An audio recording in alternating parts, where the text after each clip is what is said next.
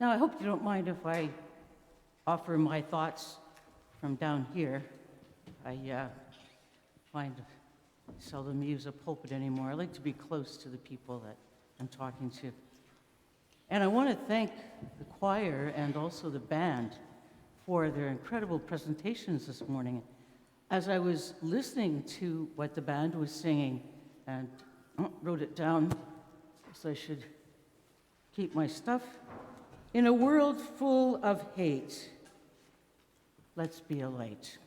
And that's what Epiphany is really all about. This season of Epiphany is all about the light of the good news, the light of the sense that God is here. And during Epiphany, we hear about what Jesus was about, what he did, the kinds of ways that he lived. And as I was listening to the band, listening to this refrain, in a world full of hate, let us be light, it reminded me, if I might indulge a little story. Many years ago, it reminds me of light, and I've always remembered this. I think it's a really good theological statement. When I was a small child, we lived up in northern Quebec, and we were out fishing one night at our camp, and I was afraid of the dark. I was afraid of everything, but I was particularly afraid of the dark. So we were out fishing. There was my dad and my brother and I. My sister and my mom were back at the camp, and it got very, very dark, and we were finished fishing, and I was really scared because there were no camps near where we were, and of course my dad knew how to get back to our camp, but I was afraid of the dark. I was afraid of everything. So I was really, really scared, and how are we going to get home, Daddy? How are we going to get home? And he said, well, you don't have to worry. We'll just your mom will have the lights on in the camp, and we'll follow that.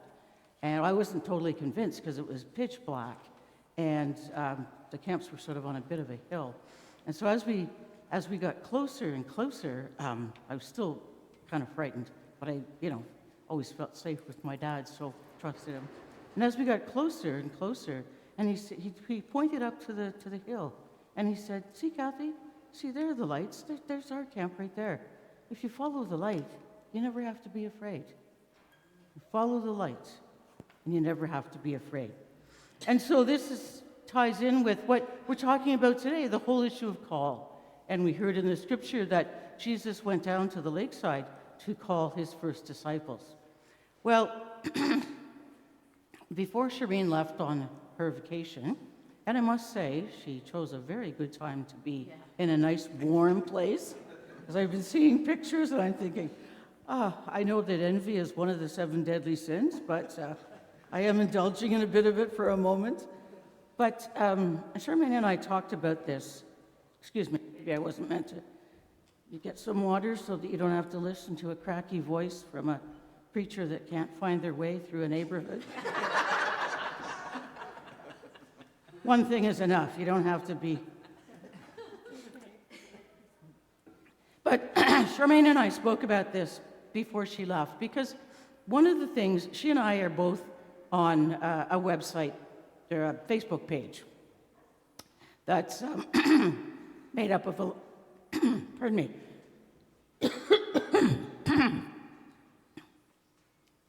Should have thrown those Werthers in after all.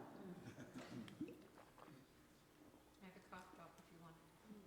That would be wonderful. What a disaster I am today. You're never going to invite me back, are you? Thank you so much. That's where you're wrong. It's a good job Sharon's prepared, and Others saved me last week with cough drop because I didn't have any last week. so anyways, Charmaine and I belong to this Facebook page. It's called Below Average Ministers. And BAM for short. And when I heard about it, someone said, "Oh, you on Below Average Ministers?" And I thought, am I below average? But they said, "Oh, no, it's about age." And I said, "Oh, well, actually, I'm over the age of..." Anyways, they take pretty much anybody. So you sort of get... There's some good discussions. But anyways, not about a week before Charmaine left, there was this discussion that disturbed both of us, really. And this discussion came through, and it was from a group of concerned clergy. No names, just concerned clergy. Now, when I see something that someone hasn't put their name to, I don't take it all that seriously, but I also know that it can create a lot of chaos. Anyways, this group of so-called concerned clergy were worried about something that's perhaps coming through General Council that would make all forms of ministry, people serving in myself, people like Heather, people that are serving in any kind of capacity where we stand up and pretend to have something to say, that they would all be ordained, they would all be considered reverend. And so this group of concerned clergy, which was all ordained people, was worried that this was going to dilute and somehow make ministry sort of less scholarly, less appropriate, whatever.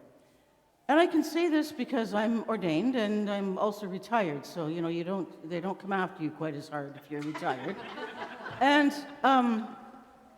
so I responded, which I usually don't, but I responded and I said, this makes me very sad that we're having this discussion.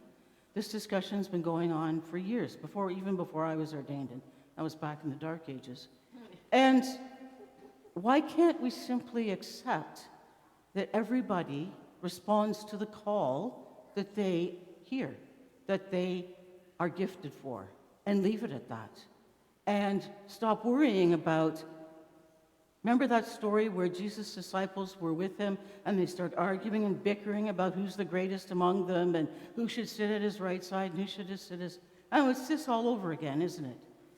And so I said to Charmaine, because we're focusing on Epiphany and the light, and as it would be, the lectionary passages for this Sunday, which we heard, focus on the issue of call. So I said, I'm going to address this. I'm going to put it right out there. I said to her, I'm retired, so nobody's going to come after me and say that, I shouldn't have said certain things. You can be a little bolder when you're retired. It's kind of, it's kind of nice in a way. So I want to talk a little bit about that whole issue of call, because we hear about that. We always, these call narratives are generally in Epiphany, which we heard one of them this morning from Mark, where Jesus goes by the lakeshore, and we see that the first two fishermen that he approaches are fishing from the shore. And then the other two, James and John, with their father Zebedee, they're in a boat. Well, if you had a boat, most people that were fishing were very poor. If you had a boat, it meant that you had more money, you had a business. Whereas if you were fishing from the shore, you probably had a net, and you had much less capacity to catch as many fish. And you notice that it makes no difference to Jesus. James and John and their father Zebedee indicates to us that they had a family business. And Zebedee probably expected that they were going to take over that family business when he could no longer run it. And instead they took off. So with this unknown Jesus. Now Zebedee probably wasn't the happiest camper at that point. But they heard this call from this person they barely knew. And they didn't really know what they were getting themselves into.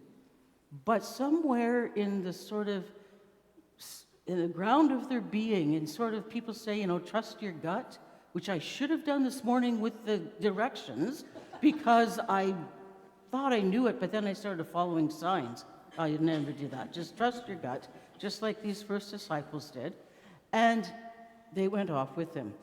And so not everybody, like I say, not everybody was really thrilled about that sense of call. Oh dear. Sorry, folks, I really, okay, now I can't find my, here we are. And so when we think about who are some other people that responded to a call from God? Can you think of some right off? Just shout them out. Samuel. Yeah, we heard about him last week. And he heard that call as a young boy, didn't he? And you can imagine he probably, oh, no, not me. I'm too young. I'm too this. I'm too that. Who else can you think of that received a call? What about someone like Moses? And he hears that call, sees the burning bush, and he says, this is a guy who stuttered, who had a very bad temper, and not me, God, sorry, I can't speak. I fly off the handle pretty easily. I'm not your guy. And God just keeps saying, look, you know what? Don't worry about those things. Aaron will be with you. He'll do the speaking. You'll learn to control your temper, blah, blah. So it's that whole sense. If you go through the Bible and you look at people that God calls, they are never the people that are the most qualified. Because, as Madeleine L'Engle says, if we're qualified, then we tend to think that we've done the job ourselves. But if we're unqualified, then there's no mistaking whose power and whose strength is speaking through us, and there's no mistaking who it is that we go to refresh and strengthen ourselves. And so, think about calls. God always calls the least likely, the ones that are cast aside by people that would generally be on a search committee or that would be looking to call somebody. Now, Heather's received a call to lay ministry. Is that right, Heather? Am I getting that wrong? Yep. And she's accepted that call. And each one of you, it's not just that we receive a call to the ministry, but each one of us has a call to something, to an area of work or being. Each one of us receives a call. And it's that sense that this is what I'm supposed to do with my life. I used to think, when I was growing up and we were sitting in churches, and it was always men that were up at the front and men that took up the collection. And so we'd have, you'd hear, oh, did you know so-and-so received a call to the ministry? And oh, yeah. And I used to think, well, a call? Like, what's this call thing? Like, do they get it on the phone? Does it come in the mail? Like, I didn't understand. And then as I got older and started feeling those senses that, oh, maybe I should be a minister. And I thought, seriously? Like, I don't even go to church at this point. Yeah, I'd left the whole enterprise. Forget it. Not interested. So I won't go into that story. It's a story for another time. But just the sense to say that each one of us, and even people that don't ascribe to any particular faith. I was watching something recently. I can't even remember what it was. But a woman that dedicated her life to a cause and said, I just felt this is what I had to do. It was almost like I was being called. And this was someone that had no connection to any faith tradition at all. And those were the exact words that she used. It's like I was called to do this. You are. So my challenge this week, and I'm not asking you to do a long, drawn-out Bible study. I mean, if you want to, that's always good. But my challenge for this week, my takeaway, as they say, is to look at some of your favorite stories in the Bible and favorite passages, whatever, or just think about them. You don't have to read them, just think about them. And try and find areas in your life where you are called. What is it that you are called to do? Sometimes those things that we're called to do aren't the things that we would generally think we were called to do. I'll just share one more little story with you. My mom, after she retired, my dad had passed away many years earlier, and so she retired from public health nursing, and then she got very involved in her church. And she was one of those invisible folks that does all these jobs and you don't realize they're done until they're not done. But I remember one time she said to me, one of the things she used to do was, you have funeral receptions, and she would be in charge of getting the people and all the food and organizing and so forth. And she was very good at it. And I remember we were having a conversation once, and she was a very capable, very intelligent woman.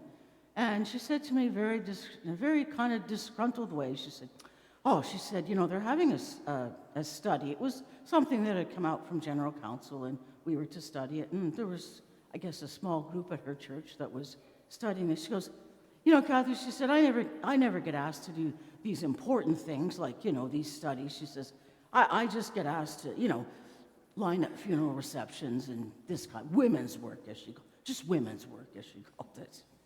She grew up in a time when, those genders were pretty divided. And I said to her, Mom, have you ever thought that maybe you get asked to do that because that's your gift? That's your call. I said, the gift of hospitality is every bit as much a spiritual gift as any other gift. And I said, some people are sitting discussing one of these documents. And I said, I can tell you from leading many of those discussions, sometimes they can go off the rails, sometimes they can be downright boring. But I said, your gift, and I said, believe me, because I know there are certain people that I would ask to head up that funeral reception, and there are some I wouldn't, because I know the ones who can do it and who can pull it off, and it's beautiful and it's very reverent. And I said, that is as much or more important to that grieving family as anything that happens in the sanctuary. It's such an important part of the ministry of that church. And I said, that's why you get asked to do that, because that's your gift, that's your call. And she said, I never looked at it that way. And we often don't, do we? We often don't. We don't sometimes recognize the gifts we have or the service that they enable us to. I'll end with this quote. William Willimon once said that this is often how God loves us, with gifts we thought we didn't need, which in turn turn us into people we don't necessarily want to be. And I would add to that, and equip us for the service to which we will be called. So have some fun this week, and just think about it, and think about where are you called right now. You can reflect on some of the ways that you've been called in the past. And where's God calling you right now? Doesn't matter whether we think we're maybe too old, too young, too this, too that, too skinny, too fat, too tall, too thin, too faithless, too passionate. It doesn't matter. None of those things matter, because when God calls, God equips. And so think about ways where God might be calling you right now.